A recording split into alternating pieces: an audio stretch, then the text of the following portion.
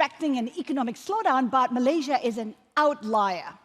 It's looking to exceed expectations, achieve growth of about 4.5%, which, by the way, would make it the fastest growth for the country in about 2 decades. It has been struggling somewhat. So what's driving this optimism? Let's get perspective from the Minister himself. Minister, good to have you with us. Thank you very much. What's driving the optimism? I mean, this is a trade-reliant nation. The world is slowing, and Malaysia is expected to achieve better than expected growth. How? So we've benefited over the years from a very diversified economy. We have the commodities, and we are the second largest palm oil producer in the world. We've built a resilient manufacturing-based economy, which is very export-oriented, especially in chips and semiconductors. And we also benefited from the energy prices, because we have a long-standing relationship with customers in the Far East, but we're also an oil-producing nation. So we are cautiously optimistic. But fundamentals have not changed. In fact, there are more headwinds now. Yeah. What's different? It's, I think it's given, of course, the post-pandemic recovery is one thing, but I think there's also optimism because for the first time in a generation, we have a supermajority government. So we have had a political transition in the last 5 years. So there's a lot of excitement that key structural reforms to bring us up to cross the high-income nation status. We are expected to achieve that between 2026 and 2028. So these 2 years is key to us to roll out structural reforms, fiscally, in terms of the mix of the economy, in terms of the energy transition. So I think there's a lot of focus and excitement looking into Malaysia because of this crucial time. It's great to have the excitement and the plan, but the challenge is implementation. You said before that you want to accelerate restructuring. How and which sectors in particular, and what time frame are we looking at? We understand enough that we have to be very sector-focused. In the last 6 months since taking office, we've focused on energy transition. So we've made few key policy changes. That includes, for example, in the next few months, Malaysia will launch a regional renewable energy exchange market that will facilitate and accelerate cross-border renewable trade. Because we have this unique situation where Malaysia is geographically very central to the whole region, and you have the mainland in the north with a lot of RE potentials, but there's a lot of demand as well in terms of RE in Malaysia, in Singapore, and Malaysia is well positioned to connect the whole region. Because of that, I think some key decisions had to be made. And the policy of the past was to develop organically for our market first, so that we build the capacity domestically before we think about trade. But we've taken that very bold step to lead the way towards a regional energy exchange in the region. So I think because of that, as I said, we will have to scale up our capacity by about 11 times in the next 20 years. And for that to happen, we have to invest about $150 billion in infrastructure in the next 20 years. So all this with very focus on energy transition, I think it bodes well to the region, as well as to investors, as well as to scale up our transition from medium value manufacturing to high value leadership in energy. Might funding be an issue?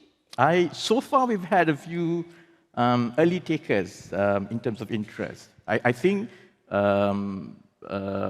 Southeast Asia remains one of the fastest growing region in the world. It's also geographically in between 2 large economies.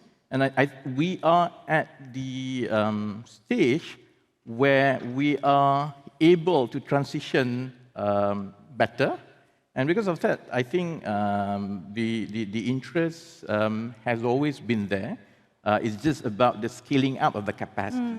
And Southeast Asia, especially Malaysia, has been the home for a lot of MNCs in semiconductors, in assembly, and all of us are very committed to net zero commitment by 2050. So when we debottleneck, starting from policy and regulations, to facilitating the market, to diverting national resources and allocations towards infrastructure, I think that's where the interest has been pouring so far. As you said, energy is a key sector.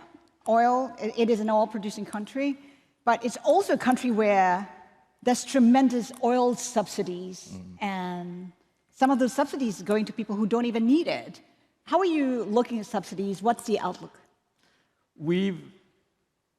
I know in the past, successive administrations in Malaysia has always looked at subsidy retargeting as a great political cost, because Malaysia is a heavily subsidized society when it comes to energy. We have blanket energy subsidies for diesel, for petrol, for electricity.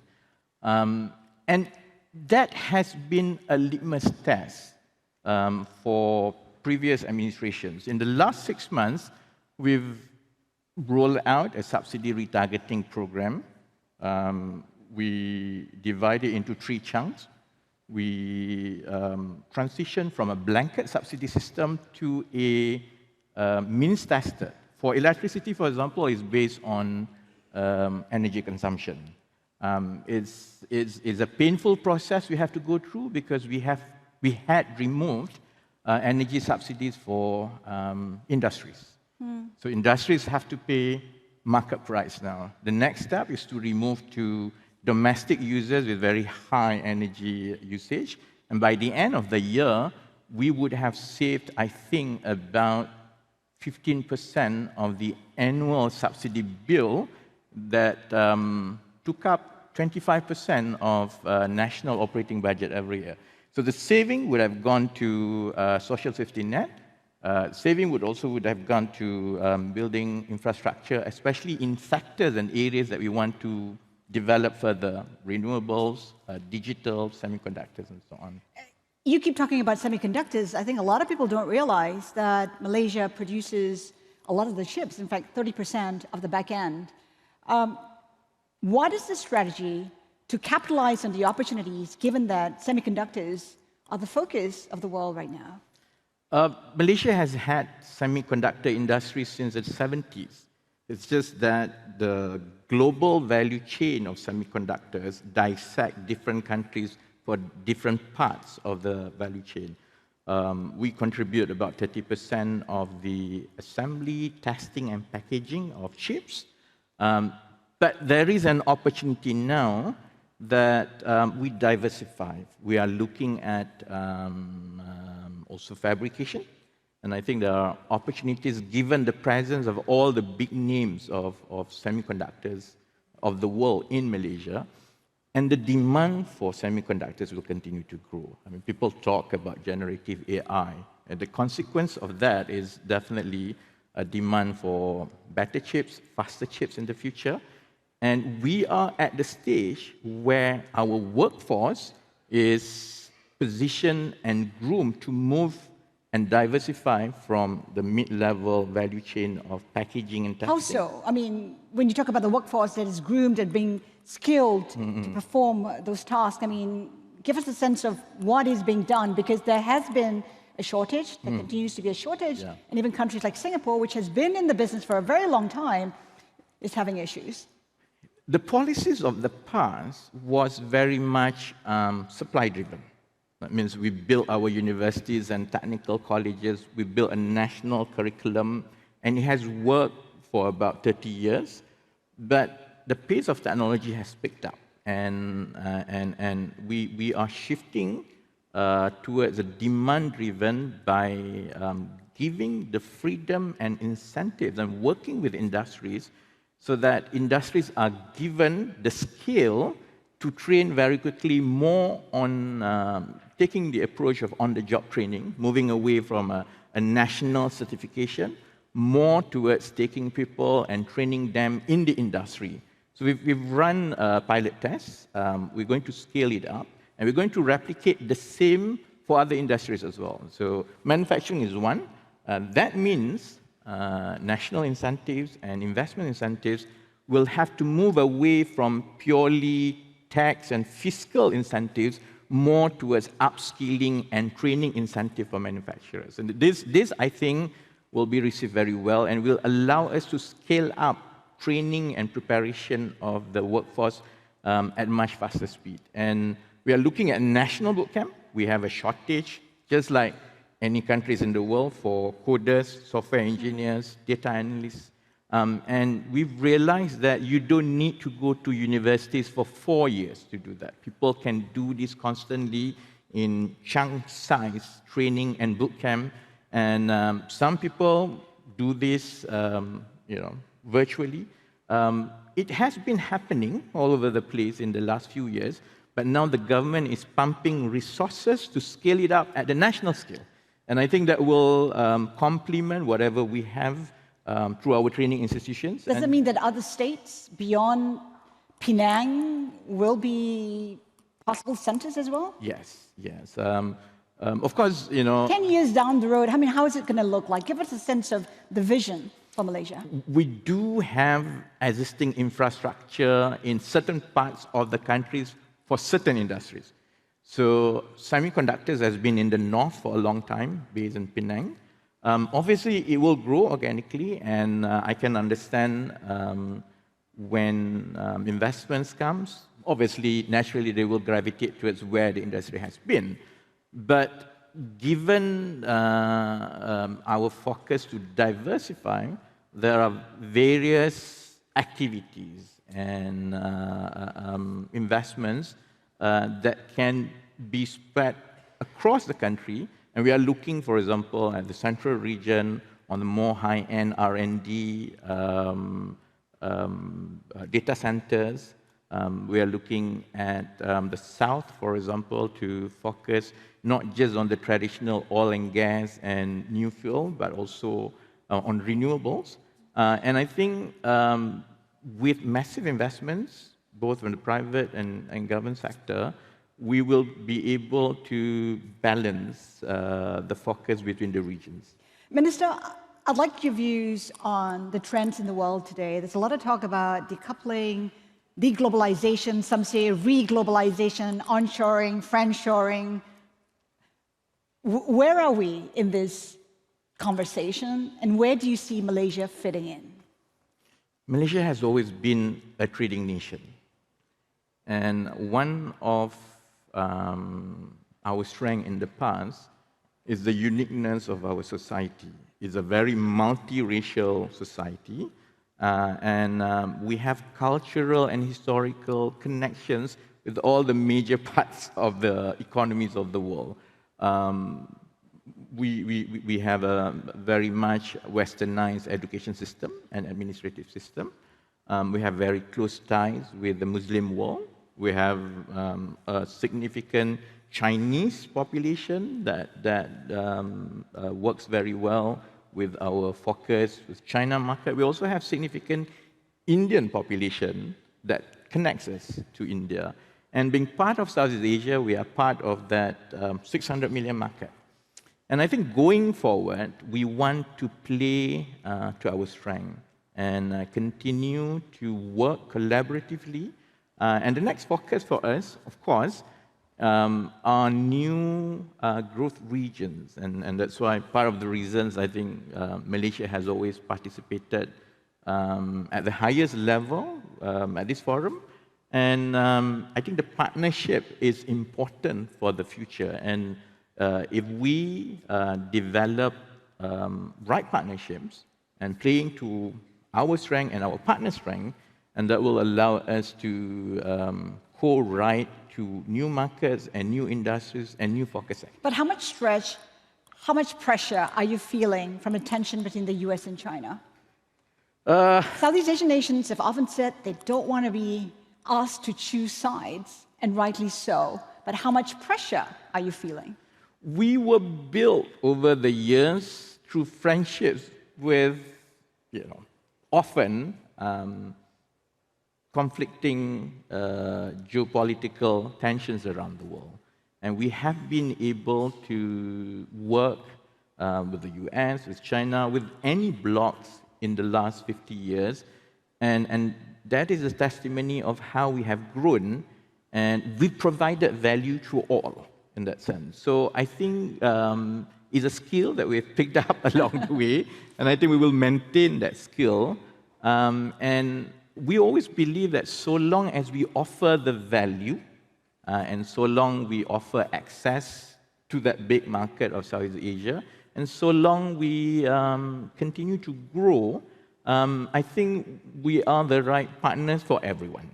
It's a new government, 6 months old. Is it stable? Will it be able to push through the reforms and the plans that the government has right now?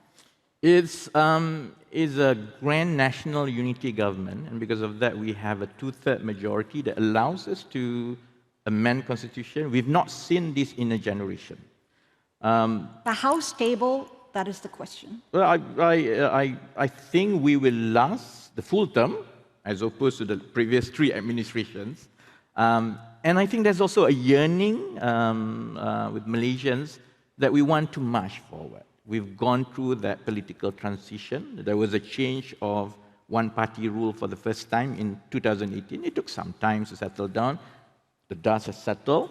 The onus is for us to leverage and take the opportunity of this super majority and stability to push through the reforms. And that's why the timing of the decisions are very important, because we've seen in previous governments, democratic tenure has its shelf life as well.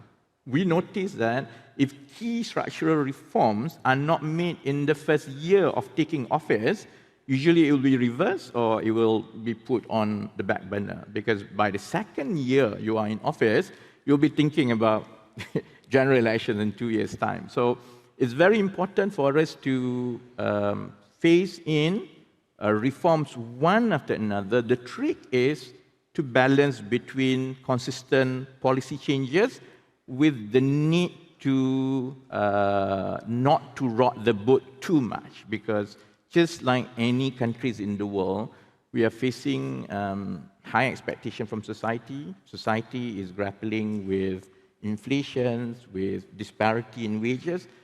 And that's the focus that has been taken by this government, that the structural reforms goes in chunk size, month after month, and it will provide for that strong foundation, and we hope the result will speak by itself. The thing is, if you speak to the investment community, the corporates, there's a sense of urgency. They say Prime Minister Anwar Ibrahim had a long time to think about policies, and now that he is in power, he needs to put those policies in place in a hurry.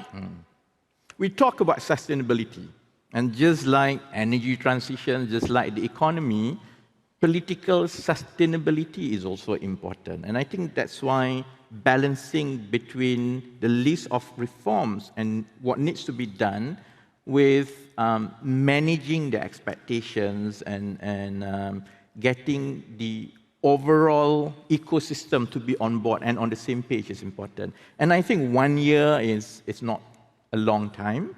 We've done a major reform on subsidy in the first 6 months.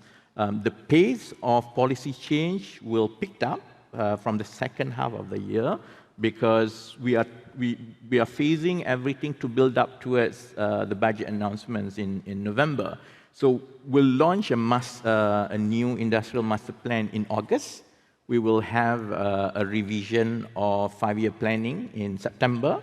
And I think there will be more clarity on month-to-month basis, because what we want to avoid as well is going with a big bang, with a list of things that we intend to do, and 6 months down the line, disappoint everyone with the pace of implementation. So balancing between what we intend to do with how we do it, I think that's key to making it sustainable. Minister, just one final question as we wrap up. We opened up the discussion talking about growth.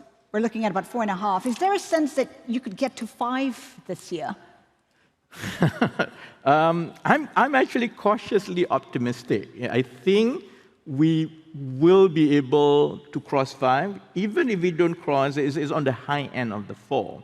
The trick is to make sure that we divert national allocations away from subsidies and put more into infrastructure projects, because we would like to use this so-called down cycle, a slowing down of global economy, to do all the investments and refocusing of our economy so that when it does pick up, we are in a position to really benefit. So, of course, government then has to reprioritize. I think in the next 1 or 2 years, we can see a better than expectation growth if government can push up public spending as well as long-term investments in the high-growth sectors that we want to focus in.